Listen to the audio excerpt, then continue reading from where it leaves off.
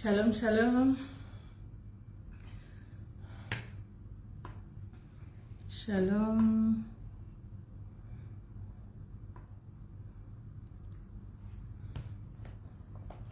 Shalom à tous.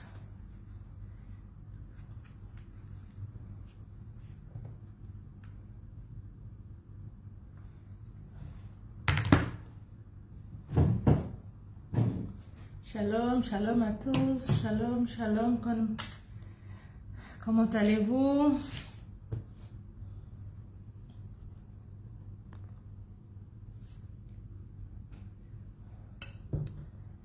Que le Seigneur vous bénisse tous autant que vous êtes. Shalom.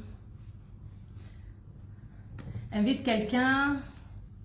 Invite quelqu'un, invite quelqu'un, invite quelqu'un. Dis-lui que nous sommes déjà là. Nous sommes déjà en ligne.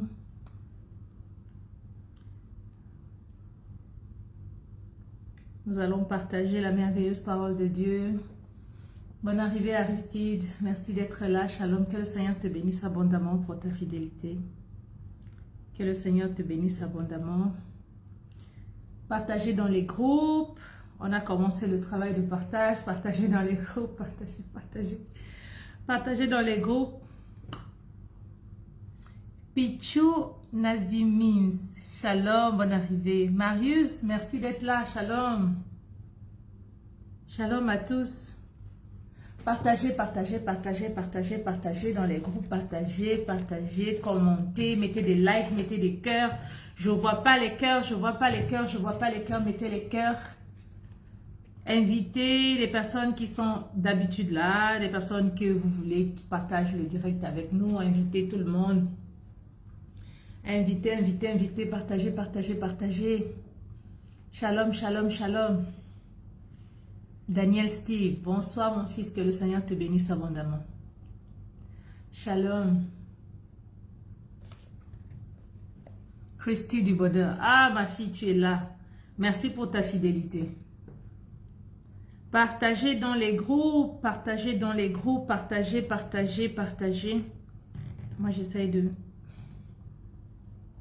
Partagez dans les groupes, invitez quelqu'un. Nous sommes là ce soir pour parler de la parole de Dieu. Partage, mets les cœurs, mets les cœurs, mets les cœurs, mets les cœurs. Invite quelqu'un, tag quelqu'un. Tu peux taguer quelqu'un. Tag quelqu'un, tag quelqu'un. Tag quelqu'un. Je suis sûre que quelque chose va se passer dans la vie de quelqu'un ce soir. Alléluia. La parole de Dieu n'est pas seulement... La parole de Dieu, c'est Dieu lui-même. Alléluia. Et pendant qu'on partage la parole de Dieu et pendant qu'on partage cette merveilleuse parole, il y a des délivrances qui vont s'opérer. Il y a des visitations qui vont s'opérer. Quelque chose va se passer. Alléluia. Quelque chose va se passer. Pendant que tu partages, pendant que tu invites quelqu'un. Partagez, partagez, invitez quelqu'un, taguez dans les groupes, envoyez dans les groupes, envoyez dans les groupes. Nous sommes juste 11, je vois 11 personnes connectées. Continuez de partager, que nous soyons assez nombreux pour pouvoir commencer. Partagez dans les groupes, partagez dans les groupes. Ce message va faire du bien à quelqu'un. Ce message va faire du bien. Amen. Macwise, bonne arrivée. Prophète Sentinelle Elimotaz, homme de Dieu, shalom. Shalom, shalom, bonne arrivée. Alléluia. J'aime beaucoup lire cet homme de Dieu, le prophète Sentinelle. C'est vraiment un sentinelle. Alléluia. J'aime beaucoup le lire. Je suis très bénie quand je le lis. Il faut reconnaître la grâce et l'onction qui sont sur la vie des serviteurs de Dieu parce que ça ne t'enlève rien. Chacun a sa commission, chacun a sa part, chacun a sa grâce. Et moi, je suis très bénie de te lire chaque fois que je te lis, prophète. Bonne arrivée, Ténéla, la chantre de l'Éternel. Bonne arrivée, partagez, nous voulons partager la parole de Dieu ce soir, alléluia. Nous voulons parler de la part de Dieu. Alléluia, nous voulons parler de la part de Dieu parce que réellement, je sens dans mon esprit le besoin de le faire. Le Seigneur nous a mis à cœur de le faire depuis un certain moment. Merci, homme de Dieu.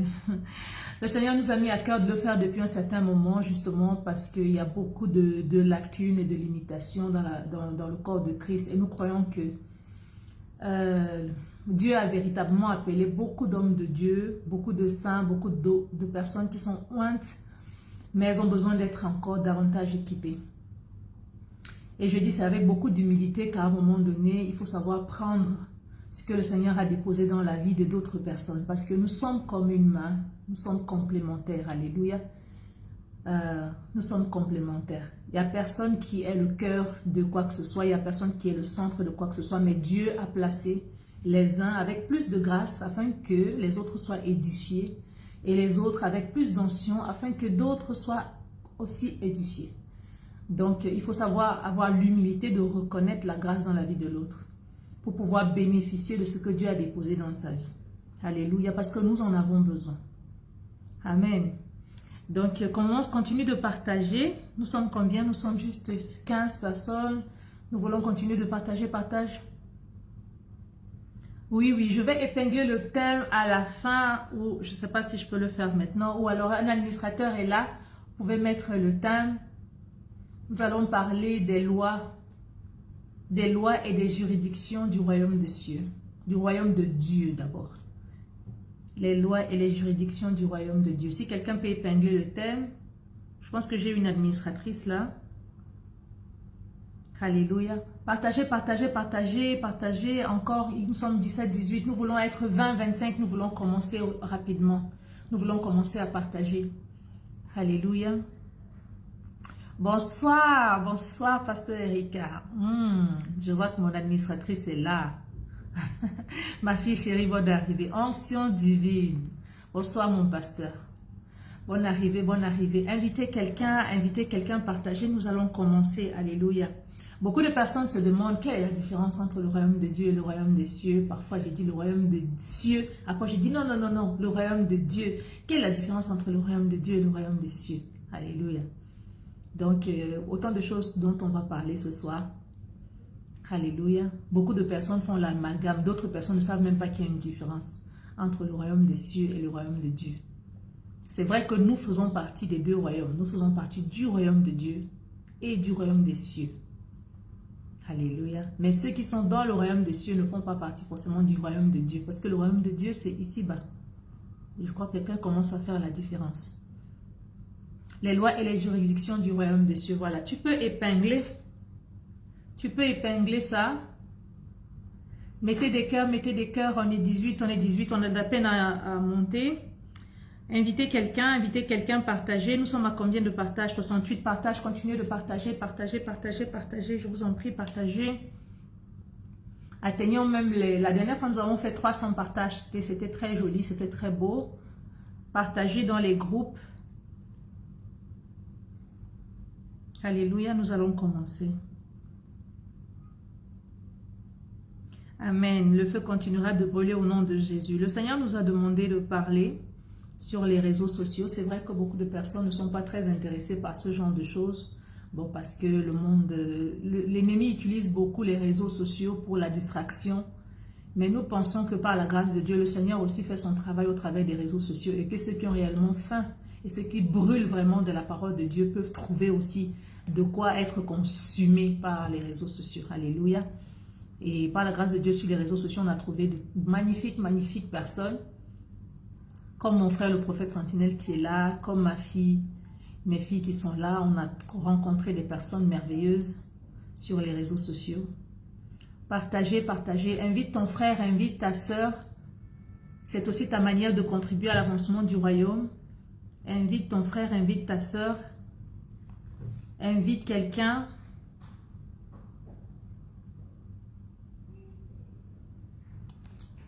Nous sommes 17 avec 68 partages. Continue de partager, continue de partager, continue de partager. Ne vous fatiguez pas. Vous êtes très fatigués aujourd'hui. Qu'est-ce qui se passe? Allez, donnez-moi des cœurs, des cœurs, des cœurs, des cœurs, des cœurs. Donnez-moi des cœurs. Nous sommes à 19 personnes. Nous allons bientôt commencer. Alléluia.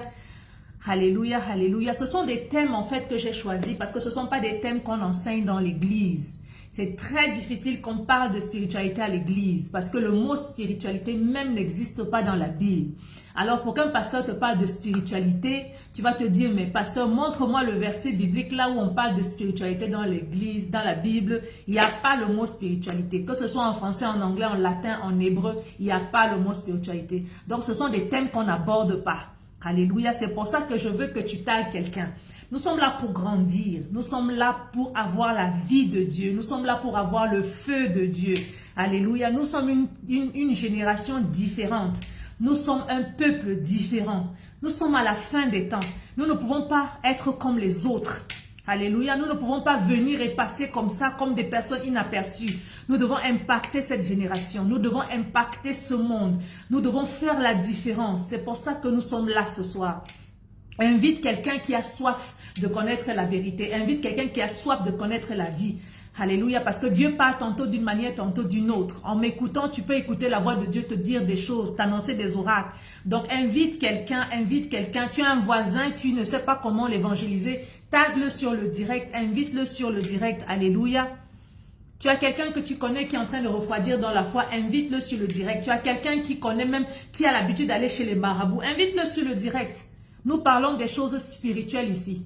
Tout le monde sera intéressé de connaître les choses spirituelles. Tout le monde est intéressé parce que Dieu a déposé en l'homme la notion de l'éternité. C'est-à-dire que l'homme est conscient qu'il y a quelque chose qui est au-dessus de lui-même, qui le dépasse. Et c'est cette chose-là que l'homme cherche. L'homme cherche. C'est pourquoi l'homme est toujours attiré par le spirituel. Et nous disions en début de tous ces programmes, nous disions qu'il y avait 4 fondations spirituelles que l'homme devait respecter pour ne pas se perdre dans la spiritualité. Parce qu'il est très facile de se perdre dans la spiritualité.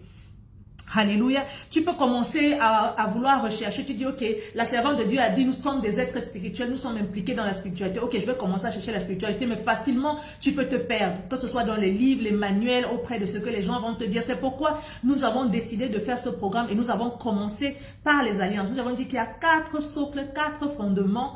Nous avons commencé, le premier, c'était les alliances. On a parlé des alliances avec les hommes, des alliances avec les esprits, les alliances avec Dieu. Nous sommes maintenant sur les lois et les juridictions. C'est des choses que tu dois connaître pour savoir comment entrer dans le spirituel et naviguer dans le spirituel. Dans les différents directs d'avant, j'avais dit que la seule porte autorisée par laquelle l'homme, c'est-à-dire le Fils de Dieu, est autorisé à entrer dans la spiritualité, c'est la foi. Tu n'as pas une autre porte par laquelle tu peux rentrer dans la spiritualité en dehors de la foi en Dieu. Alléluia, c'est la porte officielle. Une autre porte est une porte interdite. C'est comme une maison, il y a beaucoup de portes. Tu peux même creuser des portes en dessous, tu peux creuser des tunnels, tu peux casser la porte, tu peux casser la fenêtre, mais il y a des portes autorisées d'accès pour entrer dans la spiritualité divine. Alléluia. Bon, nous allons commencer. Pour recadrer donc les lois et les juridictions dont je vais parler, les lois et les juridictions du royaume des cieux, je vais d'abord tout simplement dire que le royaume de Dieu, je n'ai pas voulu parler du royaume des cieux, bien que nous y faisions partie, parce que le royaume de Dieu, nous sommes encore vivants. Donc, si Dieu a décidé, une fois que nous donnons notre vie à Jésus, de ne pas nous enlever et de ne pas nous ôter la vie, alléluia, c'est parce qu'il voudrait que nous puissions rester sur terre. Je ne vois pas des partages. Continuez de partager.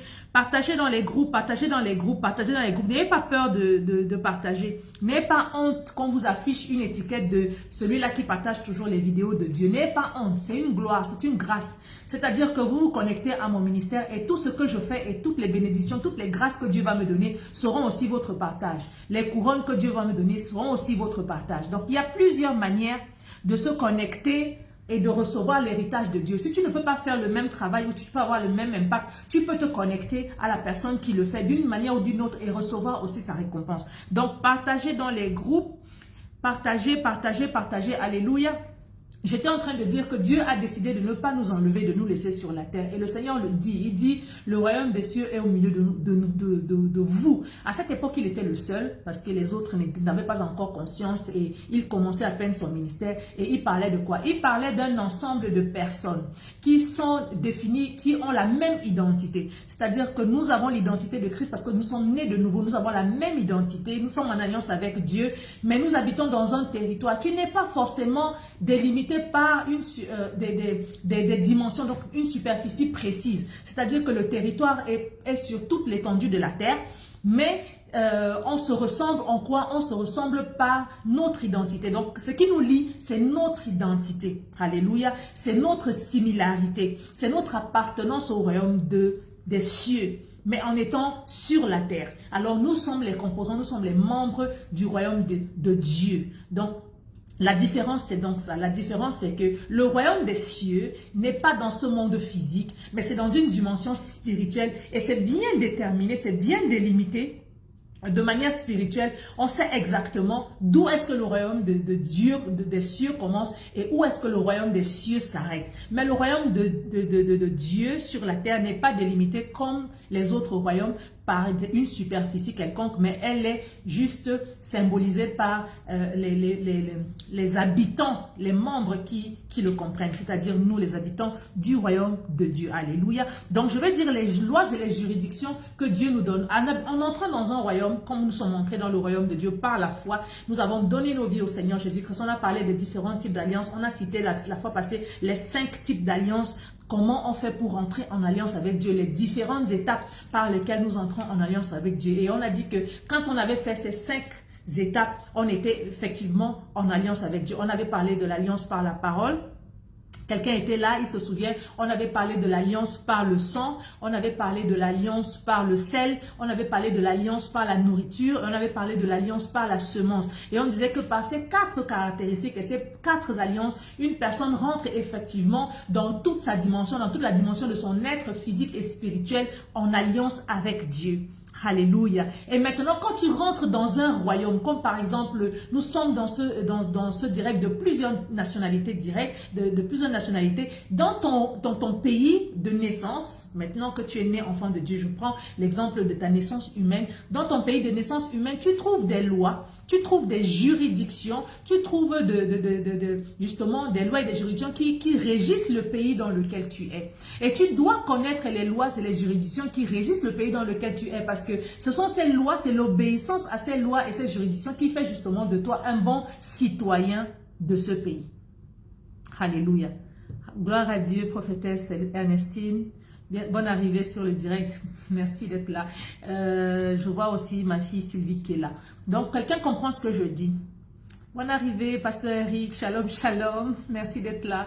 Donc, on est en train de dire que justement, c'est le respect donc de ces lois et ces juridictions qui font de toi un bon citoyen. Si tu ne respectes pas les lois et les juridictions du pays dans lequel tu es, tu seras un hors-la-loi, tu seras en infraction et tu vas forcément encourir une certaine peine. C'est-à-dire qu'on peut t'arrêter, on peut te mettre en prison, on peut te condamner, on peut te donner des amendes et ainsi de suite. C'est pareil dans le royaume de cieux. Le royaume de cieux n'est pas un royaume archaïque, mais c'est un royaume qui est délimité effectivement par des lois et des juridictions. Et les lois et les juridictions justement du royaume de Dieu ou bien du royaume de cieux, c'est la parole de Dieu. La parole de Dieu, c'est quoi?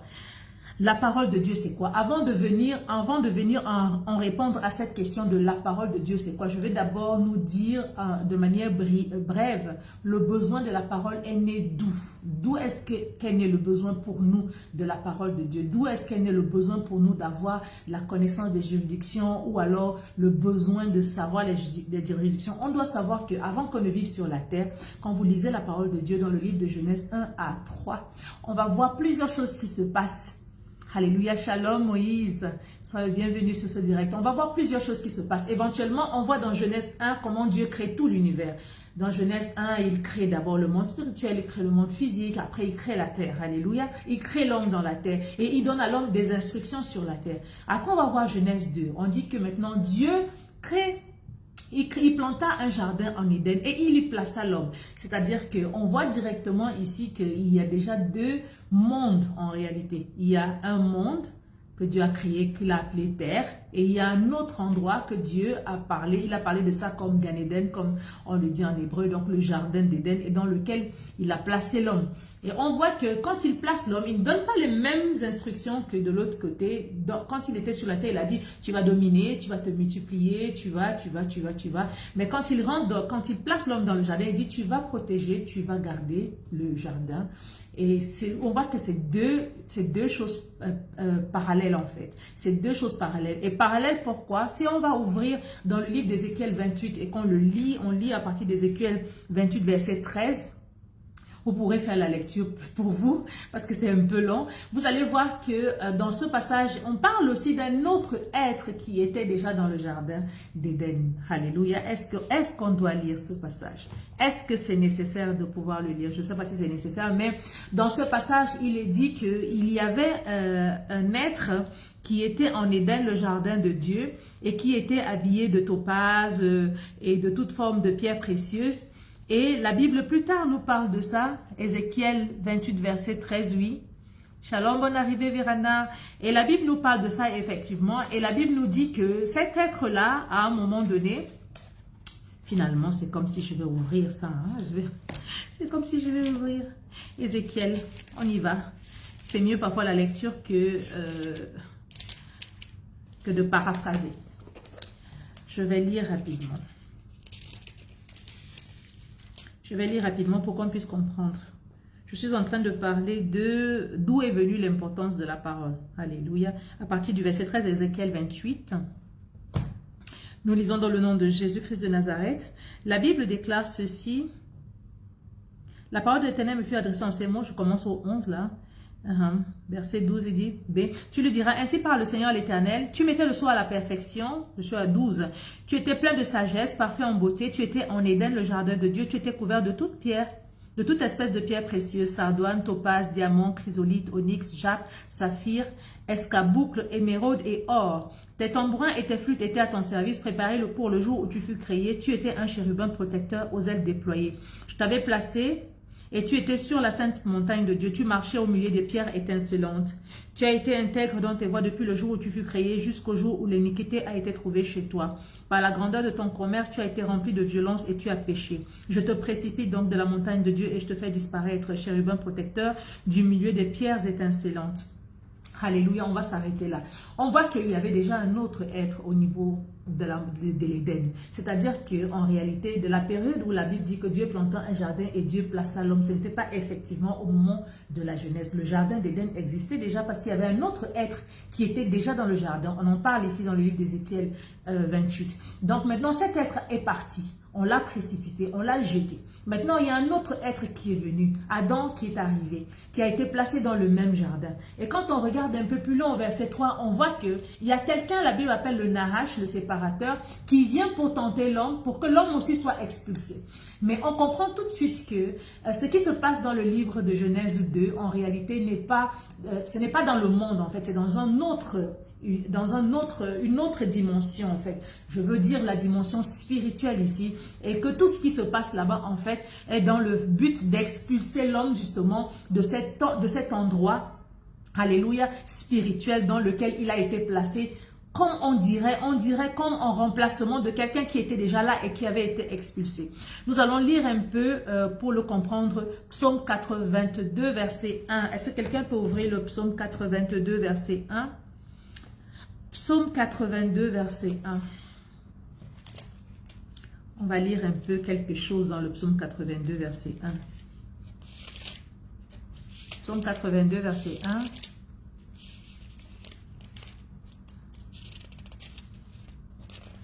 Psaume 82, verset 1. Voilà. Nous lisons dans le psaume 82, verset 1, cette version en réalité qui est la version latine, la version anglaise, est différente de la version hébreu, en ce que le mot Dieu ici, qui a été traduit dans notre version en réalité, dans la version hébreu, c'est Elohim. Donc Elohim qui est le premier Elohim qui est Dieu. Il dit Dieu se tient dans l'assemblée des dieux. Il juge au milieu des dieux. Donc c'est écrit Elohim se tient dans l'assemblée des Elohim. Il juge au milieu des Elohim. On voit qu'il y a un premier Elohim et on voit qu'il y a d'autres Elohim qui sont ici. Et on comprend que il y a quelque chose qui se passe dans le ciel, en fait dans l'assemblée de Dieu. Dieu n'est pas seul et il y a des êtres qui sont semblables à lui. Et quand on va maintenant ouvrir dans le livre de Genèse 5, je suis en train de revenir rapidement à comprendre le pourquoi de l'importance de la parole de Dieu pour nous. Quand on voit dans le livre de Genèse 3, verset 5, on dit, quand le diable, en fait, le Nahash apparaît aux êtres qui sont dans le jardin, c'est-à-dire Adam et Ève, il leur dit... Dieu sait tout de suite que si vous mangez du fruit de l'arbre défendu, vous serez comme des dieux. Et quand on regarde dans cette traduction en hébreu, on voit qu'il est écrit que Elohim sait que si vous mangez de ce fruit, vous serez comme des Elohim. Pourquoi est-ce que il a besoin de leur dire que si vous faites ceci, vous serez comme les Elohim? Qu'est-ce qui se passe avec les Elohim qui sont dans l'assemblée de Dieu déjà? Et qu'est-ce qui se passe avec le fait que l'homme qui est aussi dans cette assemblée veuille à tout prix ressembler à ces Elohim au point de pécher contre Dieu pour tomber? Mais une chose est faite, une chose est certaine, c'est que la parole de Dieu nous dit qu'ils se sont détournés de la parole, ils se sont détournés du commandement de Dieu, ils ont fait ce que le Nahash, donc le séparateur, leur avait dit, et le Seigneur les a fait sortir de la présence de Dieu. La Bible dit qu'ils ont été chassés de l'Éden, ils sont venus dans le monde, et il y a même la porte qui a été fermée au point où on a mis des chérubins protecteurs pour qu'ils n'y retournent pas. Donc, maintenant, l'homme se retrouve dans un environnement où il n'est plus dans un monde spirituel, où les choses qui lui étaient naturellement accessibles, comme la parole de Dieu, la présence de Dieu, n'y sont plus. Il se retrouve dans un environnement où il est chassé, il a perdu la présence de Dieu, il a perdu tout contact avec Dieu, il est apparemment dans une autre sphère où il est très complexe pour lui de se connecter avec les choses spirituelles. Donc maintenant, il a besoin de refaire en fait pour se reconnecter, parce que il est très difficile quand on a connu quelque chose, quand on a connu la gloire, quand on a connu une certaine dimension, par exemple, comme eux ils avaient connu la présence de Dieu dans une certaine dimension, dans la plénitude de la présence de Dieu, au milieu des pierres étincelantes, comme la Bible le dit dans Ézéchiel 28, d'être dans cet endroit et de tomber, de sortir de cet endroit et d'être complètement coupé de la présence et la parole de Dieu. Donc le besoin de la présence et de la parole de Dieu s'est donc fortement fait sentir à partir du moment où l'humanité a été expulsée du cercle de la divinité dans lequel il était de manière initiale. Donc à cet instant-là, quand il a été expulsé, il a senti le besoin à nouveau de se connecter, surtout de repartir où il était d'abord et où il a été expulsé, et d'établir cette connexion, sachant que ce n'est que Dieu seul qui peut savoir comment rétablir cette connexion. Alléluia. Donc maintenant, d'où le besoin de la parole de Dieu. La parole de Dieu telle que nous la connaissons, beaucoup de personnes savent que la parole de Dieu, c'est ça. Beaucoup de personnes savent que la parole de Dieu, c'est ce livre. Et quand on te parle de la parole de Dieu, tu te dis, bon, c'est la Bible. Si on te dit, la parole de Dieu, c'est qui? Tu dis, bon, c'est la Bible. Mais en réalité, la parole de Dieu, ce n'est pas uniquement la Bible. La parole de Dieu, la Bible en réalité est inspirée de la parole de Dieu, une portion de la parole de Dieu qui est écrite. Mais ce qui se passe, c'est que nous, beaucoup de personnes dans cette génération, justement, nous parlons de la Bible, nous parlons de l'interprétation, mais nous refusons en réalité d'adapter la spiritualité au contexte initial de la Bible. Nous voulons prendre la Bible dans sa lettre, mais nous voulons refuser le contexte dans lequel il a été inspiré. Et le contexte dans lequel il a été inspiré, c'est Dieu se révélant à des personnes et leur parlant dans une dimension spirituelle, des choses spirituelles, notamment de sa personne ou de son cœur ou de ses projets ou de ses désirs. Et ces personnes maintenant ont écrit ces choses et c'est le contexte approprié en fait dans lequel nous devons prendre la parole de Dieu. La parole de Dieu, ce n'est pas un livre qui nous coupe ou qui nous découpe ou qui nous empêche de comprendre la spiritualité, mais la parole de Dieu doit être examinée sur la base de son contexte initial, Dieu cherchant à connecter l'humanité et à lui parler à nouveau de l'endroit d'où il vient et à essayer de le rétablir dans le règne d'où il était au commencement selon le plan initial. Alléluia. Donc, prétendre croire donc aux choses spirituelles, donc prétendre croire à la parole de Dieu, sans reconnaître que la parole de Dieu est en réalité le contexte véritable de la parole de Dieu, c'est la spiritualité. Ça veut dire qu'en réalité, on refuse ce qui fait la force et la puissance de la parole de Dieu. Et en refusant d'accepter que la parole de Dieu est établie en réalité pour nous reconnecter avec le spirituel. On fait en fait fuir le spirituel loin de nous. Alléluia. Et on se retrouve comme dans des prisons vides de sens, parce qu'en réalité, cette parole, si elle n'est pas dans son contexte, ne peut pas produire la vie qu'elle doit produire, et elle devient donc une lettre qui tue. Alléluia. Donc, qui est la parole? La Bible parle de la parole de Dieu dans plusieurs endroits. Mais il y a quelque chose qui est très intéressant. Il y a certains passages qui sont très explicites où on n'a pas besoin d'être très profond pour comprendre qui est la parole de Dieu. Et on comprend tout de suite que la parole de Dieu, au-delà d'être parole, est d'abord une personne. On va lire dans le livre de Jean. Vous pouvez lire après dans le livre de Jean 1. Jean 1, on parle très longuement de la parole. Jean parle longuement de la parole. Il explique qu'au commencement était la parole. La parole était avec Dieu. La parole était Dieu. Il explique comment la parole est devenue chair et comment la parole est descendue parmi nous. Et quand on lit ce passage, on peut se dire, mais qu'est-ce qui se passe? Comment est-ce que la parole était au commencement avec Dieu et la parole était avec Dieu? Ça va nous renvoyer dans ce passage dans le livre de... Ça va nous renvoyer dans ce passage dans un instant, dans le livre de... C'est dans le livre de, je crois, un instant. Dans le livre de, je crois, Jean 1, oui. Jean 1, verset 18, voilà. Ça va nous renvoyer dans Jean 1, verset 18, où la Bible nous dit clairement que je voudrais que vous m'ouvriez ce passage, parce qu'il est très intéressant. Jean 1, verset 18. Jean 1, verset 18, nous ouvrons ce passage. Jean 1, verset 18. Si tu as trouvé, tu peux l'épingler là. Jean 1, verset 18. Jean 1 au verset 18. C'est Jean 1, oui? Ou c'est 1 Jean?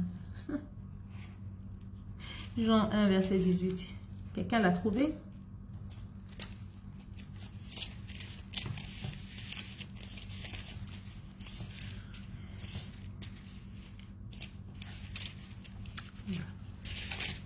Jean 1, verset 18, ou je dis Jean, verset 18.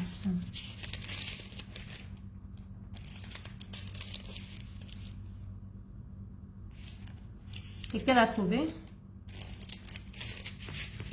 Jean 1 au verset 18.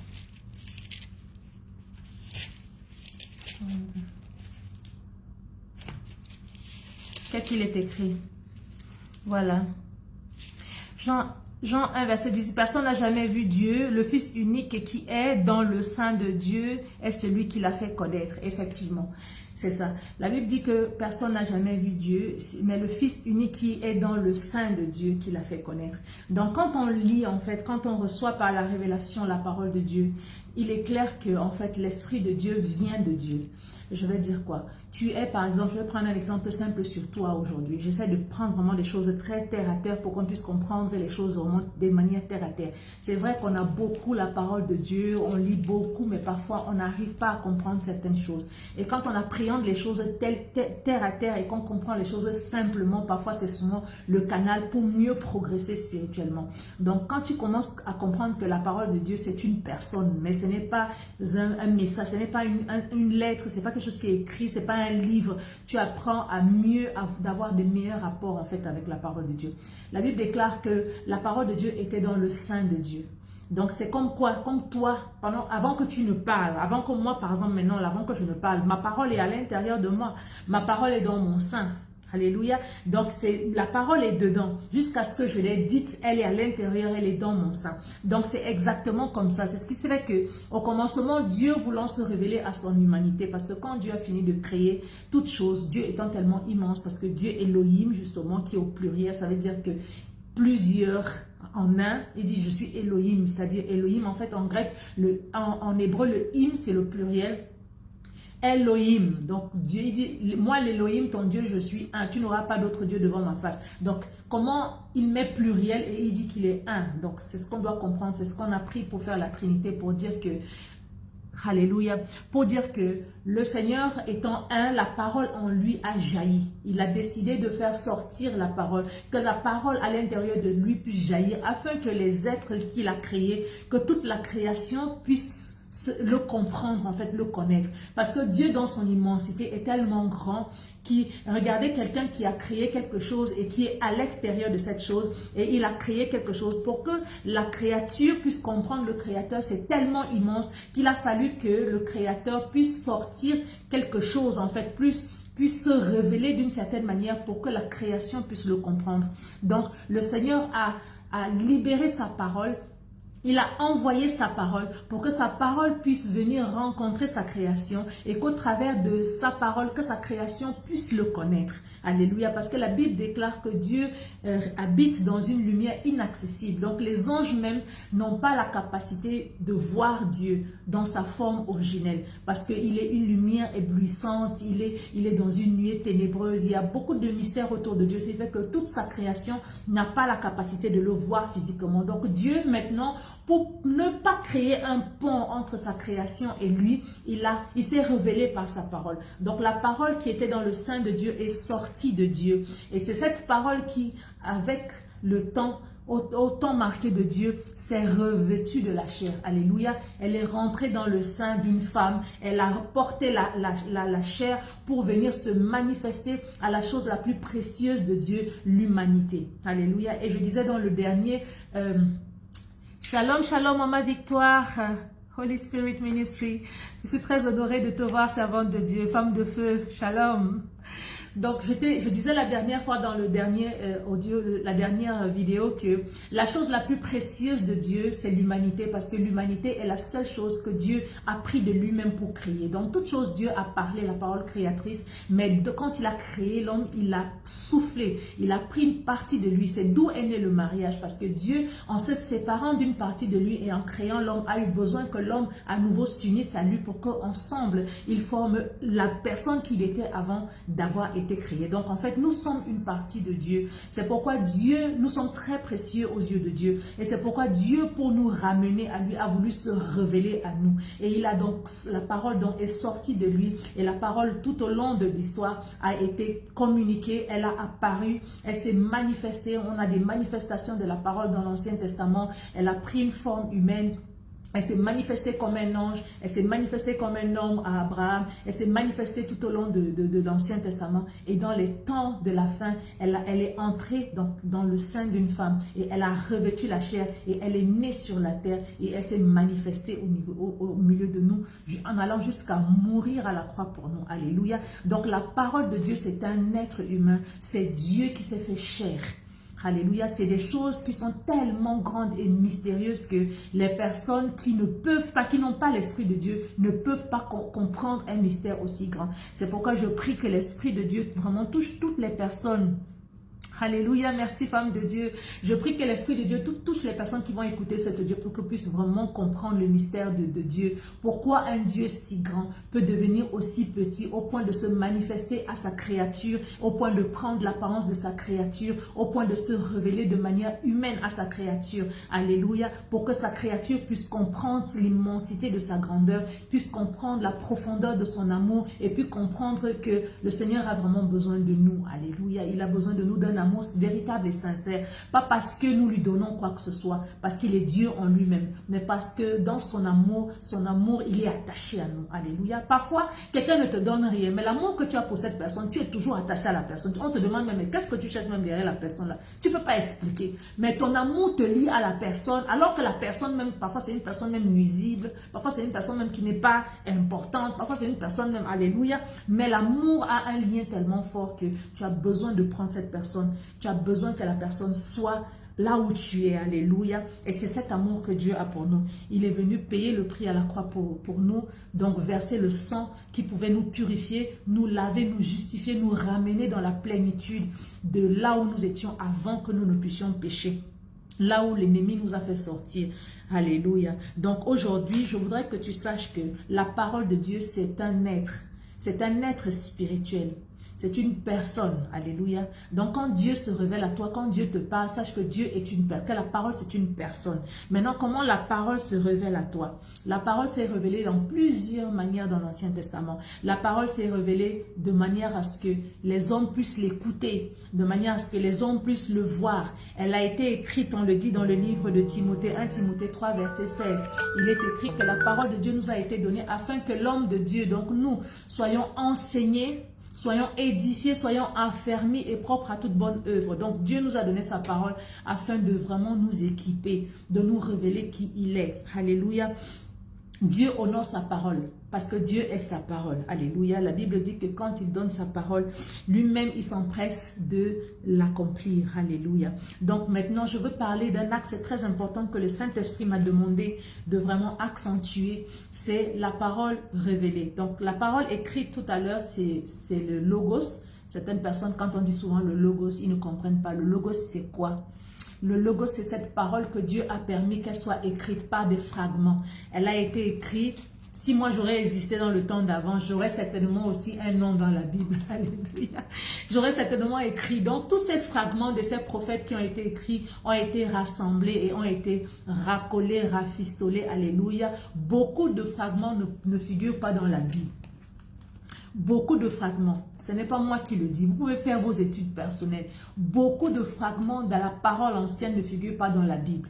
Mais les hommes dans les derniers temps, c'est-à-dire après la réforme, après la mort de Christ, après la réforme de l'Empire romain, ils ont décidé de s'accaparer justement le pouvoir religieux de la chrétienté. Alléluia. Et ils ont décidé d'essayer d'organiser les choses. Alléluia. Et c'est là qu'ils ont pris beaucoup de registres de la parole de Dieu et qu'ils ont décidé de les traduire et de les regrouper. Ils ont décidé de ce qu'ils devaient mettre dans la parole de Dieu, quels sont les livres à qui ils devaient accorder, ce qu'ils ont appelé les canons bibliques. Ils ont décidé que si tel livre ne fait pas ça, si tel livre ne fait pas ça et tout ça, ce sont ça qu'on appelle les canons. Et ensuite, ils ont mis certains livres ensemble et ce sont ces livres qu'on nous a donnés, qu'on appelle la Bible. Donc, il y a beaucoup d'autres livres qui n'ont pas été écrits ici. Et vous pouvez le lire même dans la parole de Dieu. La Bible déclare que si tout ce que Jésus avait fait devait être écrit, même la terre entière ne devait pas le contenir. Donc, il y a beaucoup de livres, que ce soit les livres de l'Ancien Testament, que ce soit les livres du Nouveau Testament qui ne sont pas marqués dans ces livres. Comment je vais savoir si je tombe sur un livre apocryphe qui vient de Dieu? Quand j'ai le Saint-Esprit, l'Esprit de Dieu me dira si c'est sa parole ou non. Alléluia. Parce que le Saint-Esprit parle véritablement. Donc, je vais revenir à cette partie que l'Esprit de Dieu m'a vraiment demandé de nous donner. Parce que c'est ce message qui m'a été donné pour mon ministère particulièrement. Alléluia. Donc, la parole de Dieu n'est pas seulement écrite dans cette livre, dans cette portion de livre. Parce que ces livres même déjà ont été traduits. Et beaucoup de parties qui sont traduites ont été changées, ont été diminuées, ont été changées. Il y a des mots qui ont été enlevés, comme je l'expliquais dans les autres vidéos. Parfois, quand on repart dans les traductions originelles, on se rend compte que certains mots sont enlevés. Par exemple, sur le Ziv, comme je parlais de la créature qui est comme le Léviathan, mais qui réside dans les cieux. Il y a des choses qui ont été enlevées, beaucoup de choses qui ont été enlevées dedans. Mais on nous a donné la portion qu'ils ont pensé que c'était bien pour nous, suffisamment pour nous. C'est bien ou c'est mauvais, mais c'est l'Esprit de Dieu qui sait. Donc maintenant, nous avons une chose que Dieu nous a donnée. Alléluia. La Bible déclare que Jésus-Christ dit qu'il vaut mieux pour vous que je parte afin que l'Esprit de Dieu vienne, l'Esprit de vérité. Il dit, je vous enverrai l'Esprit de vérité. Je veux qu'on lise avec moi ces passages parce que ce sont des passages qui sont vraiment capitaux pour nous. Vous devez savoir que c'est après la montée de Christ, après la mort de Christ et son ascension, les passages qui suivent et qui annoncent les choses de Christ d'après son départ, ce sont les passages qui nous regardent vraiment. Parce que la parole de Dieu dit que dans ces temps-ci, le Seigneur a dit, Père, merci parce que les choses que tu as cachées aux anciens, tu les as révélées aux enfants. Alléluia. Dans cette génération, le Seigneur révèle beaucoup de choses aux enfants de Dieu. Les choses même que les grands apôtres, je vais dire les grands prophètes d'auparavant n'avaient pas la possibilité. On voit par exemple dans le livre de Daniel que même Daniel, la Bible dit que ce que tu as vu, scelle-le jusqu'à ce que le temps marqué arrive. Alléluia. Et le temps marqué, c'est ce temps de la fin. Alléluia. Où la Bible dit dans Joël 2, je crois 28, que dans les derniers temps, je déverserai mon esprit sur toute chair. Alléluia. Vos fils et vos filles prophétiseront, vos vieillards auront des songes et vos jeunes gens auront des des visions, c'est ça. Voilà. Donc, dans ces temps de la fin-ci, ce que Dieu avait promis, que le Seigneur a promis lui aussi en disant qu'il vaut mieux qu'il parte, le Seigneur, on va lire dans le livre de... Non, ce sont les promesses. On va lire dans le livre de Jean 6, 45. Jean 6, 45. Est-ce qu'on peut lire dans le livre de Jean 6, 45? Est-ce que quelqu'un peut rapidement ouvrir sa Bible? J'aimerais bien lire ça. Jean 6 au verset 45. Jean 6 au verset 45, je vais lire dans le nom puissant de Jésus-Christ. La Bible dit ceci. Il est écrit... C'est ça? Est-ce que je suis à Jean 6? Voilà. Il est écrit, soit enseigné de Dieu. Voilà. Il est écrit dans les prophètes. Donc les prophètes ont écrit, ils seront tous enseignés de Dieu. Ainsi, quiconque a entendu le Père et a reçu son enseignement viendra à lui. Alléluia. Donc, il y a un temps où Dieu, dans le temps de la fin, ces derniers temps-ci, où Dieu lui-même veut enseigner son peuple, où Dieu lui-même veut parler à son peuple. Alléluia. On va lire 1 Jean 2, verset 27. Ou bien Jean 16, verset 13. Restons dans Jean. Restons dans Jean. On va lire Jean 16, verset 13. Excusez-moi. Jean 16, verset 13, c'est le Seigneur Jésus qui parle. Un moment. Jean 16 au verset 13, il dit, « Quand le consolateur sera venu, l'Esprit de vérité, il vous conduira dans toute la vérité. Il ne parlera pas de lui-même, mais il dira tout ce qu'il aura entendu et il vous annoncera les choses à venir. » Alléluia. Verset 14, verset 26. Est-ce qu'on doit relire ça? Vous avez compris?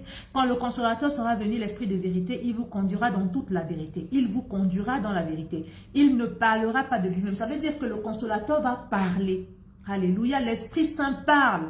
Il parle, il dit, il ne parlera pas de lui-même. Ça veut dire qu'il parlera de Jésus, de la part de Jésus. Jésus qui est la parole. Donc, il vous donnera la parole de ma part. Alléluia. Il vous donnera la parole de ma part. Il vous annoncera ce qu'il aura entendu et il vous annoncera les choses à venir. Alléluia.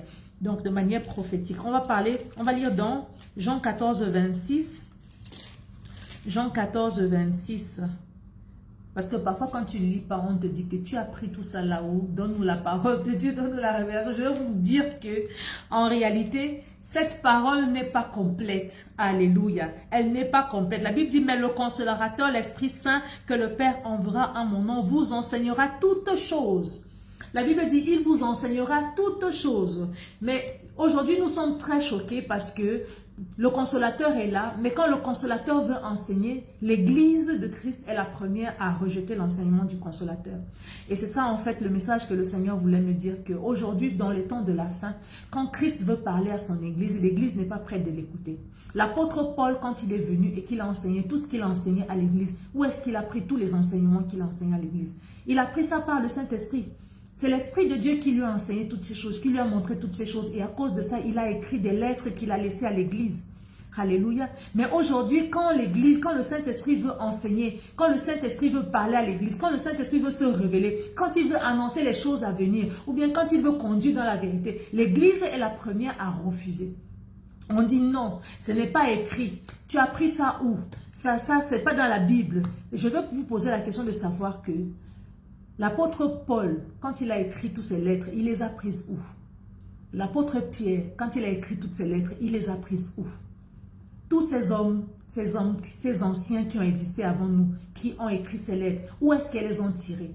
C'est l'Esprit de vérité qui leur parlait. C'est l'Esprit de Dieu qui leur parlait. Parce qu'ils pouvaient entendre la parole de vérité et pouvoir répéter. Alléluia. Ils pouvaient annoncer des choses. Alléluia. Ils pouvaient parler de la part de Dieu. Dieu pouvait parler de son fond à son peuple sans que son peuple n'ait à discuter de sa parole. Mais aujourd'hui, c'est très choquant que l'Église même refuse la parole de Dieu, que l'Église même refuse la révélation du Saint-Esprit, que l'Église même refuse l'enseignement de la connaissance. Quand tu veux enseigner maintenant, quand tu veux enseigner sur le monde spirituel, on va te demander, donne la référence biblique. Quand tu veux parler de la profondeur des choses de Dieu, on va te dire, donne la référence biblique. Mais moi, je crois parce que c'est le cas pour moi, que quand un homme de Dieu ou un serviteur de Dieu parle de la part de Dieu, quand tu as le Saint-Esprit, la Bible déclare qu'il vous convaincra. Alléluia. Donc, il y a le témoignage intérieur. Alléluia, il y a le témoignage intérieur. Tu sais, l'Esprit de Dieu te dit que effectivement ces paroles sont inspirées de moi. Ces paroles viennent de moi. Ces paroles viennent du Père. Ces paroles viennent du Fils. Ces paroles viennent du Saint-Esprit. Tu sais, tu as le témoignage de la vie, que la parole, qu'effectivement ce message vient de Dieu. Donc moi, le message que je peux passer au peuple de Dieu aujourd'hui, c'est de lui dire de ne pas avoir peur d'écouter la vérité de Dieu. N'aie pas peur d'écouter la vérité de Dieu. Mais tout ce que tu dois faire, rassure-toi de travailler ta stature spirituelle.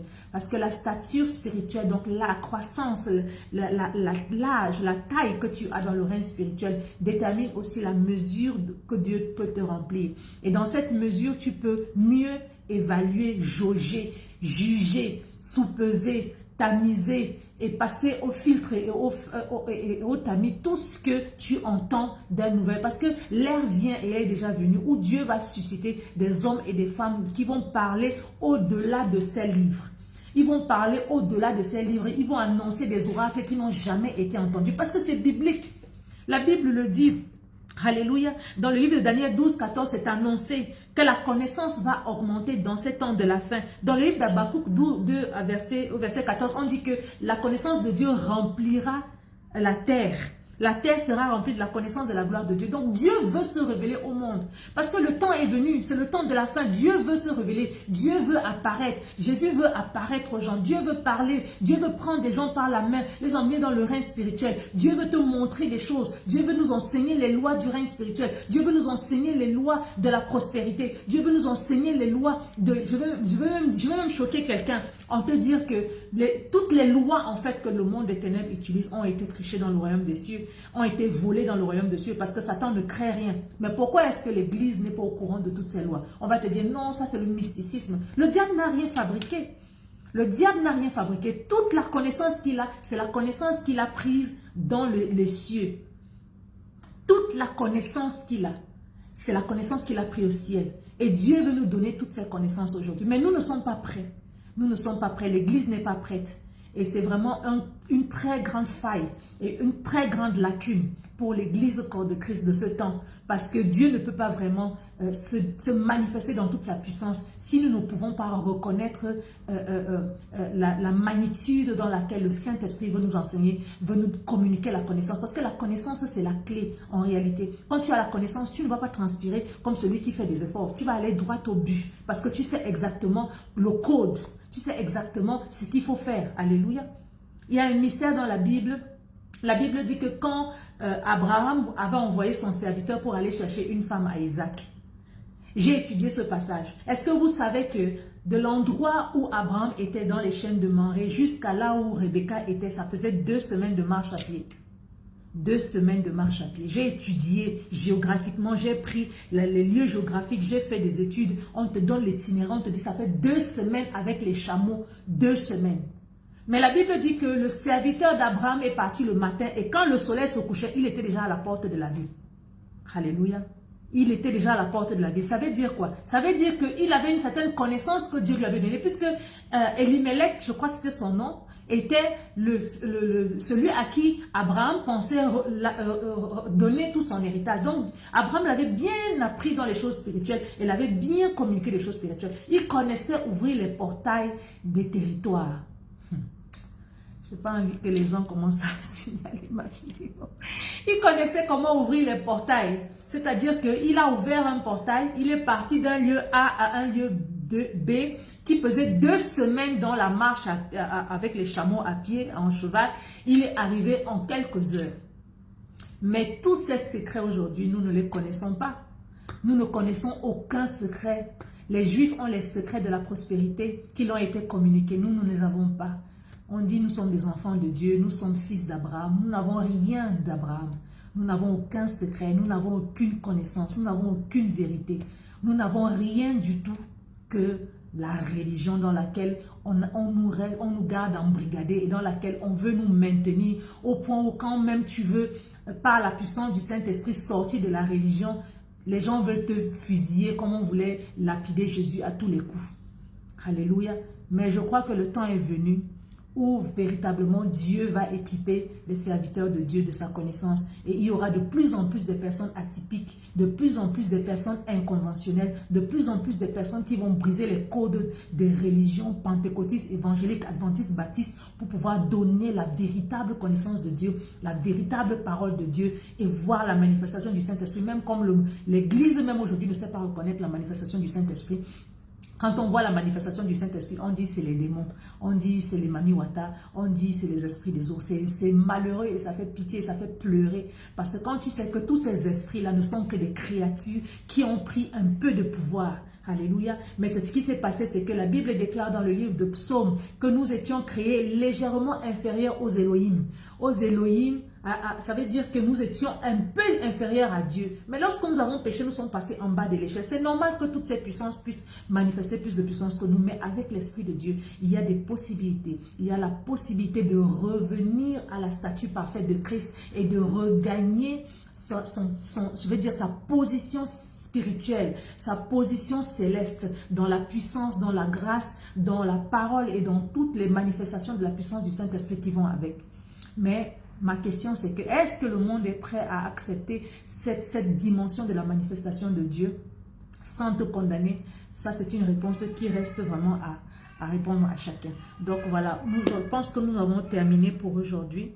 Alléluia. Et ma prière est véritablement que en ce temps de la fin, que le Seigneur donne la grâce, que sa connaissance soit relâchée. Je prie que le Saint-Esprit vraiment communique le feu à quelques personnes ici, sinon à tout le monde, afin que nous ayons vraiment faim et soif de lui et que la gloire de Dieu, la connaissance de Dieu, la connaissance des choses spirituelles, du monde spirituel soit amplifiée et relâchée et que véritablement nous sommes prêts en fait à briser les codes et à suivre l'Esprit de Dieu sur des sentiers même inconnus dans lesquels il va nous conduire afin que sa gloire puisse rejaillir et que le monde puisse savoir véritablement que l'Éternel est Dieu. Alléluia. Nous prions pour ça et nous prions pour que ça touche la vie de chacun d'entre nous ce soir dans le nom de Jésus.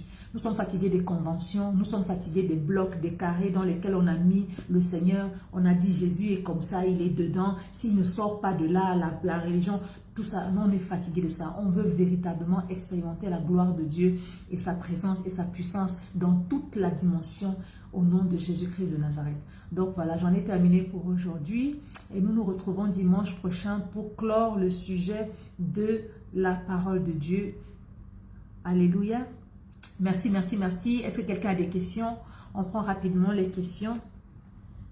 Si quelqu'un a des questions, qu'il pose rapidement, qu'on puisse prendre quelques questions. Alléluia. Alléluia, alléluia, alléluia. Est-ce qu'il y a des questions? Oui, il y a le témoignage intérieur. Alléluia. Il y a le témoignage intérieur, le Saint-Esprit. La Bible déclare comment est-ce que nous savons que nous sommes enfants de Dieu. Parce que l'Esprit rend témoignage à notre esprit que nous sommes enfants de Dieu. Personne n'a jamais convaincu l'autre qu'il est enfant de Dieu.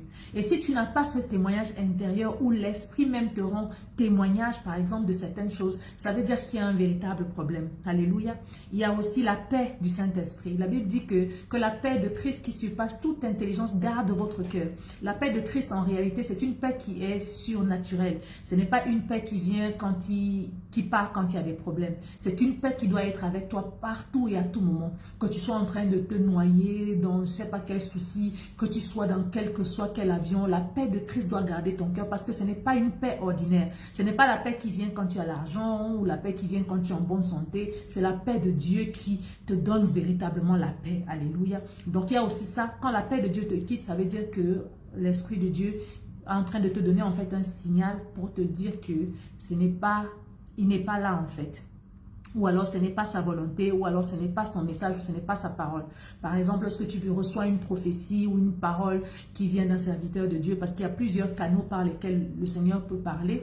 Donc Dieu peut parler au travers des Saintes Écritures, Dieu peut parler au travers de son esprit, il peut parler au travers d'un homme de Dieu, il peut parler au travers d'une circonstance, il peut te parler au travers d'une vision ouverte, il peut te parler au travers d'un songe pendant ton sommeil, il te parler de manière audible. Donc toutes ces choses-là, quand par exemple quelqu'un vient te parler de la part de Dieu, le Seigneur m'a dit que ça, si la paix de Dieu pas, tu commences à sentir ton cœur s'affoler, tu n'es pas tranquille et tout, ça veut dire qu'il y a un problème. Parce que quand Dieu te parle, la première chose qu'il met dans ton cœur, c'est la paix. Alléluia. La différence entre la loi et la parole de Dieu.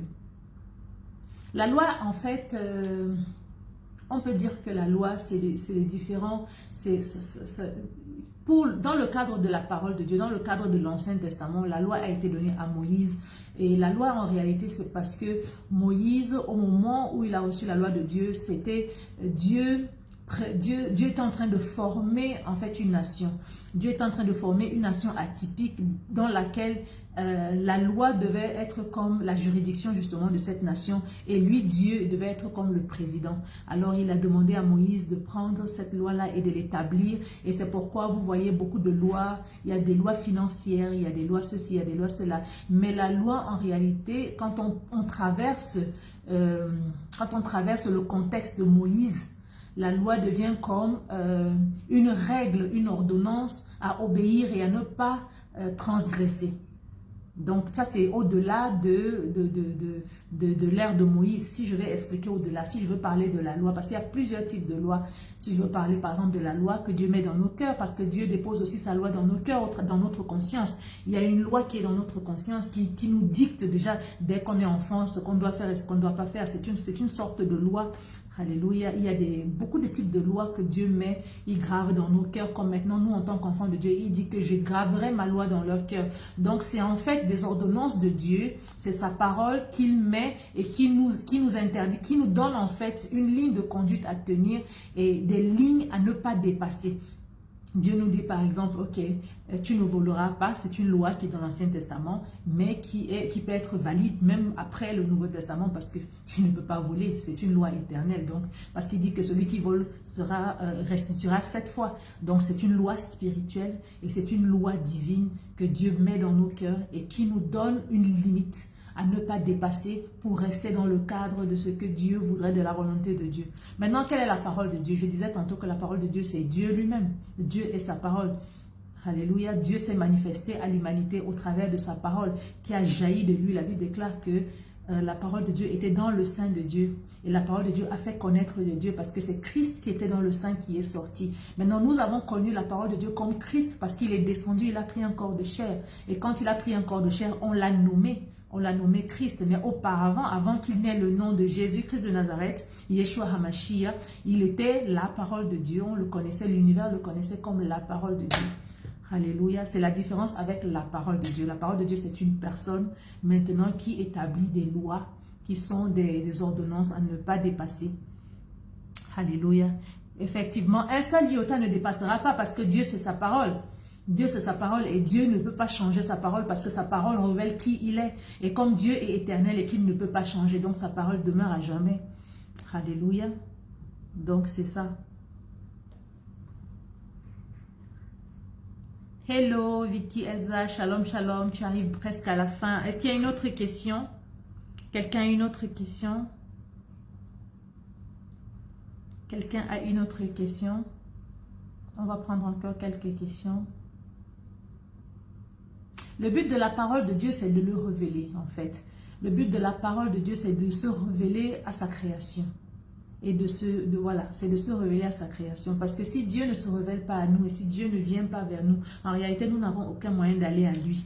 Parce que justement, la religion a essayé par plusieurs manières d'atteindre Dieu, mais aucune n'a pu, jusqu'à ce que Christ se révèle, jusqu'à ce que Christ prenne la chair, jusqu'à ce que Christ descende et Christ meure pour nous. Donc, Christ est le seul moyen par lequel on a son éternité. Donc voilà, je vois qu'il n'y a plus de questions. Nous allons nous arrêter là. Donc nous allons nous retrouver dimanche par la grâce de Dieu. Je vous dis merci tous d'avoir été là. Que le Seigneur vous bénisse abondamment. Merci énormément. Merci pour les partages. Merci pour les cœurs. Shalom, shalom. Et rendez-vous dimanche. Au revoir.